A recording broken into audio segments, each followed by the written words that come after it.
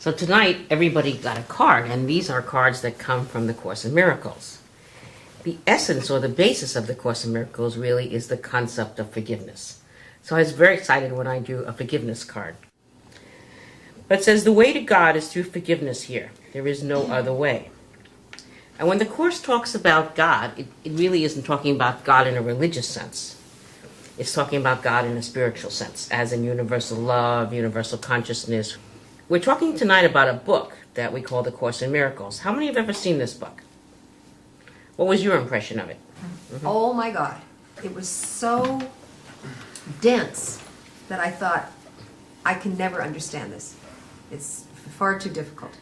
So the way that I dealt with it actually was to ask a question and open the book and put my finger down. And I noticed that wherever I put my finger down, I got an exact answer to the question that I was asking. It was like you could cut into it anywhere and you would get a different aspect of the same truth. That book has become part of me on a cellular level.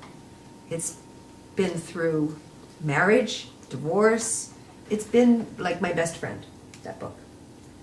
Then what was your impression of the book when you took a look at it for the first time? You know, I was asking myself that when you finished the earlier question. I honestly don't remember what it was like when I first picked it up. What it has become, though, over the years, I can say this easily without any hesitation. It is the singular most beautiful piece of literature I have ever encountered. Anytime I pick it up, I am moved, no matter what I'm reading or where I'm reading. Just like we were talking earlier about going beyond the mind, this goes way past the mind and speaks to who we really are in that place where we are. It's very powerful. Right. I've read a lot of books. In 1980, when I was consulting with people, as originally a success consultant, I received my first book, The Course in Miracles, which came in 3 volumes from one of my clients. And they came in and they presented me with this whole set of books. It's very heavy. If it falls on your foot, you know it.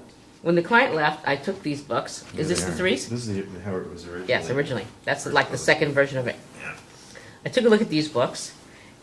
I thought, wow, this is a huge work to read this. And I started reading it. You know, I pick it up every so often and, look at it for an hour. And I began to think this one thought. If I were to follow what these books said, or live my life according to what the book said, then nothing that I think, feel, or believe right now would absolutely be true anymore for me. I would have to change my whole way of thinking. And basically, if you change your whole way of thinking, you change your life. Because your thinking is your life. And I got very afraid. Now, it got even more scary when about a month or 2 later, I received another set as a gift from another client. And somewhere in the back of my mind, I knew that one day I was meant to study these books. Not just read them, study them. To study them is to live them. Who's written them? Nobody actually knows who's written them. Some people say maybe it's transcribed in the book that Jesus wrote this. In other words, Jesus is the source of the book. But the person who actually transcribed them is a woman named Helen Schuckman, and also was told to a man named Bill Thetford. They did it together as a joint purpose in their lifetime. So it's not like a holy book. There's the Holy Spirit at work in the writing. Yes. Yes, totally. Okay. Totally. They spent 7 years transcribing these 1,200 pages. 7 years of life. They would say it was their major piece of work in their lifetime.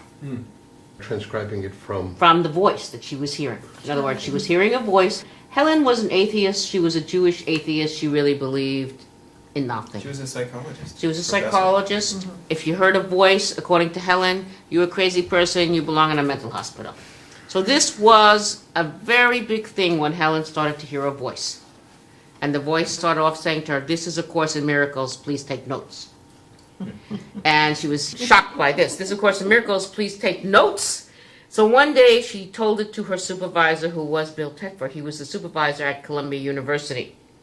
And he was head of the department. And she told it to him, and he said, "Well, why don't you write it down, bring it to me the next day at 8 o'clock in the morning. If you're truly crazy, I will not tell anyone that you're nuts. We'll throw it away, what you wrote, and nobody will ever know that you flipped out." The voice came to her only after a certain thing had occurred between them. Bill Thetford, he was the head of the department of Columbia University. In the psychology department, I was going to school at the City College of New York. We were neighbors. We were in very close proximity. In fact, I used to be studying right underneath them as they was transcribing this book. And I was actually present in the greatest times that they were having those 7 years. 4 of those years I was in school. I was right underneath them. Anyway, what was funny about this is one day he stood up in the department meeting and he said, I have had enough of the way that we are together here and the way that we're interacting in relationship, backbiting, deciding, trying to find out who's richer, who's smarter, who's going to do more publications, who should get more money, who's whatever here. I do not want to be in relationship like this anymore with any of my colleagues here. I want to find a whole new way to be in relationship. I do not like the way this feels. So she was propelled out of her seat, even though she was fighting with him also and having disputes with him also, and said, I join you in that purpose. Now they had in what the book calls a joint purpose, a commonality of their being, going one direction. After this joining in purpose, she began to hear the voice. So she actually received an amazing amount of information even in her first writing. If you hand me the textbook, and I'll read the beginning of what she got here. So in the very first transcription that she had, she read the following, which later became the introduction, and he was amazingly surprised by what she had written and thought, for sure, we're going to keep on writing this. You keep jotting it down. You come to work at 8 o'clock in the morning before we start, or 7 o'clock.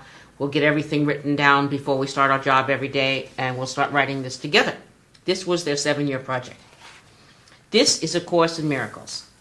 It is a required course. Only the time you take it is voluntary.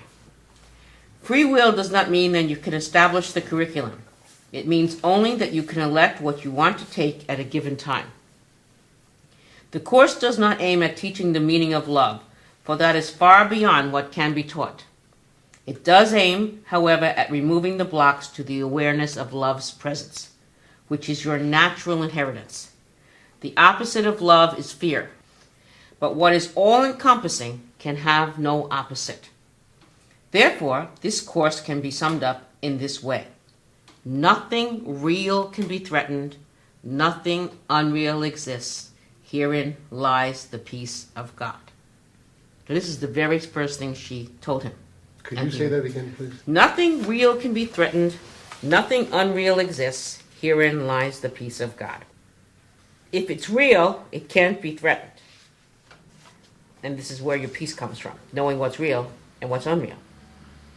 Most of us are worried about everything that's unreal and not worried about what's real. What would be real, according to this book, would be our love, who we are, our peace, our godliness, our grace, our freedom. This is real. And it can't be threatened. Nobody can take it from you, the truth of it.